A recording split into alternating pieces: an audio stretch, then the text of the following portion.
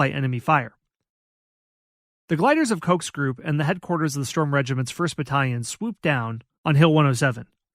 15 gliders under Koch angled for the southwestern slope of the hill, while another 15 gliders touched down on the northeast slope. The glider in which Koch was seated clipped a stone wall and then spun around and split in half. He suffered a severe head wound during the landing, but Koch still took personal control of the situation, dispatching runners to instruct the paratroopers on his side of the hill to assemble near the wreckage of his glider. Like the 2 other glider groups that landed near Maleme, Koch's paratroopers took heavy fire from the New Zealanders. The losses in Koch's group were so severe that only 25 paratroopers of the 150 who landed on the southwest side of the hill gathered with Koch in an attempt to storm the hill. But the attack was broken up as soon as it launched. Hey everyone, Scott here.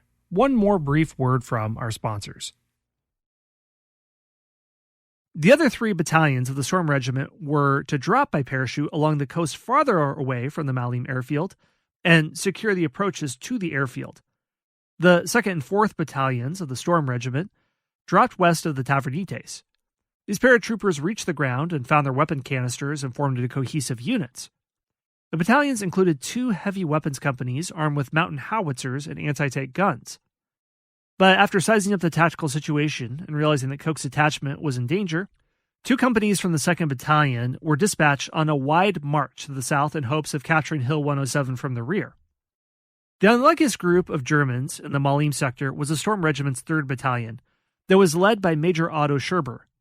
Instead of dropping his men onto the beaches as planned, the pilots released them onto the short hills beyond the coast road, where they were shot up by the 21st and 23rd New Zealand battalions. A New Zealand officer wrote, "They were right on top of us. Around me, rifles were cracking. I had a Tommy gun and it was just like duck shooting." Some of the paratroopers managed to cut their way through friendly fire forces along the Tavernites, while others simply took up defensive positions to await rescue. When the fighting tapered off after nightfall in the Maleme sector, Freyberg wired Cairo. He said, "The margin by which we hold them is a bare one, and it would be wrong of me to paint an optimistic picture." After midnight, Andrew issued orders for the 22nd Battalion to fall back to the east. He lacked radio communication with his companies, so he sent runners to alert the forward companies to withdraw and begin moving east with companies A and B. His decision was catastrophic to the Allied defense. By retreating from Maleme, he turned over the airfield to the Germans. By 5 a.m., the entire battalion was marching toward ground occupied by other units of the 5th New Zealand Brigade. Not knowing that the 22nd New Zealand Battalion had abandoned Maleme, the Germans feared that a British counterattack the following morning might solidify the Allied hold on Maleme and drive the Germans beyond the Tavernites River. Word filtered up to German high command that evening of a possible debacle on Crete. The first day's losses, which were found to exceed 1,800, shocked the German commanders. Under growing pressure to abort the invasion, Student racked his brain for a way to be able to turn the battle around. He worked under the assumption that it would be possible to begin landing transports at Maleme on the 2nd day, so he ordered 600 reserve paratroopers bound for Heraklion to reinforce the Storm Regiment at Maleme, and he instructed Rengel to prepare the first wave of mountain troops to fly to Maleme that afternoon. Transports began to land in the morning at 8 o'clock on the 21st with supplies and ammunition, but the mountain troops wouldn't arrive till the afternoon.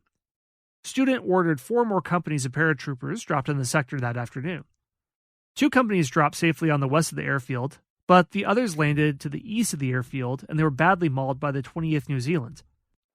The reserve force braced itself to receive the German attack. The Germans were now landing troops directly on the airfield, so Freyberg ordered the 20th Battalion, the 4th New Zealand, and the 23rd Battalion, the 5th New Zealand, to retake Maleme airfield. Because the attack involved a complicated reshuffling of troops, the Allied attack didn't begin until 3 a.m. on May 22nd. They had less than 3 hours until daylight, and the New Zealanders advanced along the coast road. The 20th New Zealand moved toward the airfield north of the coast road, while the Maoris advanced south of the road. New Zealanders quickly became bogged down in house-to-house fighting from small groups of paratroopers which had been reinforced. By dawn, the Allied force was still short of the airstrip and under attack by Luftwaffe fighters and bombers. The Allies broke off their attack that afternoon.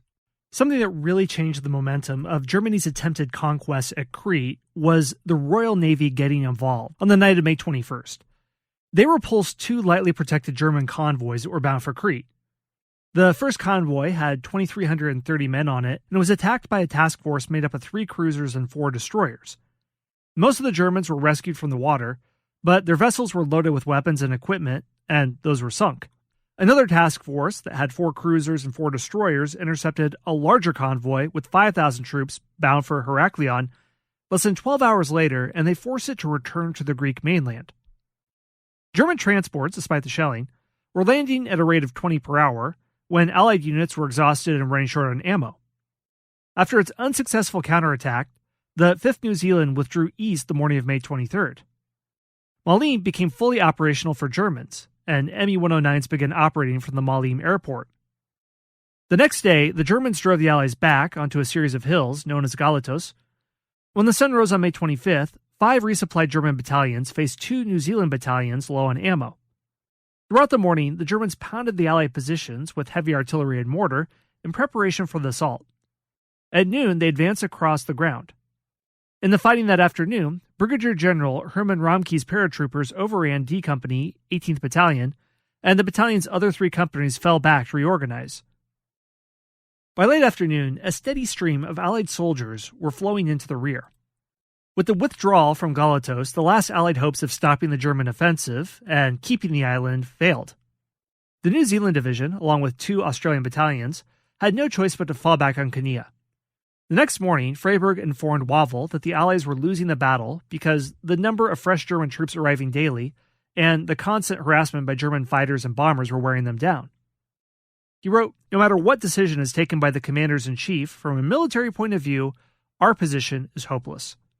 Freyberg radioed Wavell on May 27th that the garrison must be evacuated before it was destroyed. Wavell informed Churchill of the situation, and the Prime Minister gave his permission for the British Navy to remove Allied ground forces from harm's way. Wavell suggested that Freyberg retreat east toward Heraklion, but Freyberg planned a fighting withdrawal through the mountains to a small fishing village on the southern coast. From there, troops on the western sector would be evacuated and moved to Alexandria, Egypt. But the reserve force was once again pounded by Germans. German mortars began landing at 8:30 a.m. Soon, men on the battle line heard a huge amount of fire in their rear. With the continuing influx of reinforcements, Ringel had reorganized his forces into 5 regimental-sized battle groups. Römke and the 100th Mountain tied down the reserve's front, while the 3rd Parachute swung behind, catching it in a pincher move. Ringel ordered the 85th 141st Mountain Regiment to tramp east towards Suda Bay. So the Germans quickly annihilated the reserve force. The front line evaporated, and the British soldiers were reduced to fighting in small isolated groups. 1/5 of the 1,250-man force managed to escape. The rest were captured or killed. By the time the reserve force was annihilated, the Allied forces in western Crete were in full retreat. As soon as Churchill approved the request to withdraw the Crete garrison, the British Navy went into action. Since the deepwater port at Heraklion could accommodate large ships, Wavell and Admiral Sir Andrew Brown Cunningham, the commander-in-chief of the Mediterranean Station, withdrew Chappell's men immediately. On the night of May 28th, the Royal Navy loaded 3,500 men onto 2 cruisers and the destroyer escorts in order to take them back to Alexandria, Egypt. The force protecting the Retamo airfield had no option for evacuation. They lacked a deepwater harbor, and Campbell had to decide whether to try to cut his way towards Sfakion or to surrender. He chose to stay at the airfield in the hope that the Royal Navy would find a way to evacuate his troops. The German force that arrived in the town of Retamo on May 29th outnumbered and outgunned its foes. They had artillery, anti-tank weapons, and mortars. And the Germans had offloaded tanks at Castelli, a seaside village, which had joined Whitman's command. The Germans called on the Allies to surrender.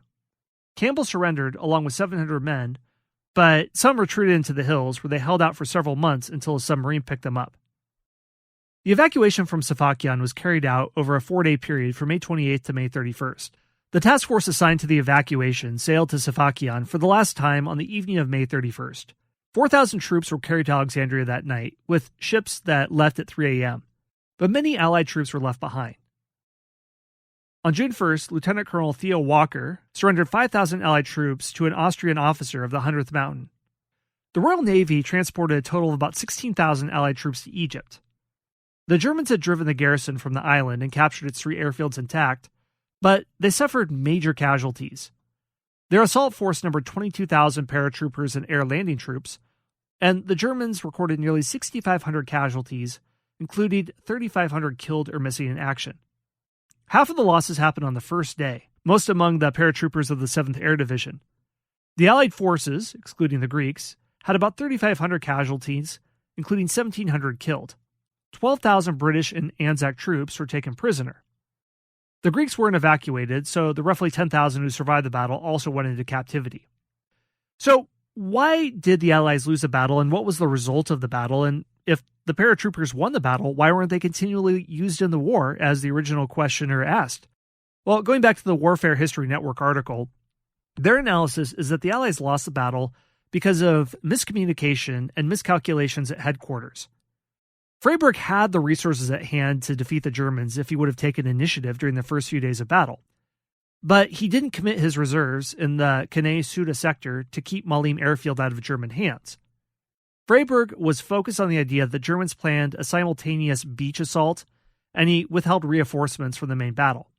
The Allied forces still fought very hard, and Freyberg's ability to conduct a fighting retreat allowed the Royal Navy to extract more than 16,000 soldiers, nearly 2 divisions of infantry. For Kurt Student, leader of the German paratroopers, the triumph at Crete was mixed. It was bittersweet. He saw his beloved 7th Parachute Division mutilated, but the days of large-scale German parachute drops were over as a result of Crete. Hitler summoned Student and other senior parachute commanders to his headquarters on July 19th.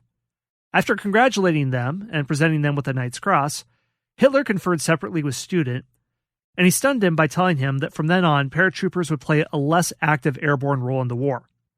Hitler said, "Of course you know, General, we shall never do another airborne operation. Crete proved that the days of the parachute troops are over."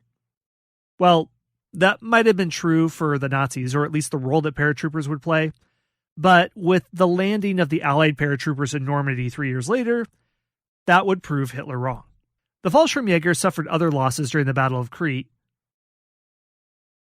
The Germans used 22,000 airborne soldiers, but in only 9 days, 3,200 of them were killed or missing, with another 3,400 wounded. So Hitler was horrified at these losses, and it was said that he no longer sanctioned large-scale airborne operations. Well, that wasn't the end of the Fallschirmjäger in World War II. Although they weren't used in large-scale operations, they did well in commando raids. The most famous is the rescue of Italian Prime Minister Benito Mussolini, the Gran Sasso raid. Here's what happened. On the night between July 24th and 25th in 1943, after the Allied invasion of Sicily and the bombing of Rome, the Grand Council of Fascism voted a motion of no confidence against Mussolini. The king replaced him with Marshal Pietro Badoglio and had him arrested. Hitler ordered different military organizations in Germany to track Mussolini and ordered the paratrooper and ordered Kurt Student to execute the liberation, to rescue him. Mussolini was being held at the Mussolini was being held around Tyrrhenian Sea Islands by his captors. Eventually, it was determined that Mussolini was being imprisoned in Gran Sasso, a remote and defendable mountain plateau, which was built a hotel linked with a cable car. On September 12, 1943, an operation was led by Otto Skorzeny, an SS commando, and 16 SS troopers, who joined the Fallschirmjäger to rescue Mussolini in a high-risk glider mission. 10 gliders, each carrying 9 soldiers and a pilot, towed by planes, started between 105 and 110 from the Pratica de Mare airbase near Rome. Skorzeny's SS troopers sat in the 4th and 5th glider.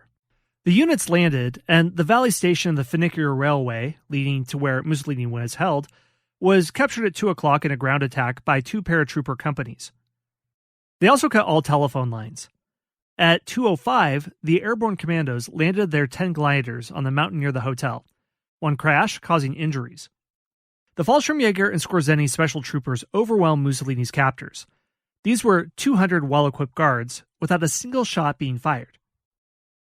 This is also due to General Fernando Saletti of the Italian African Police, who flew in with Skorzeny, told the troops to stand down.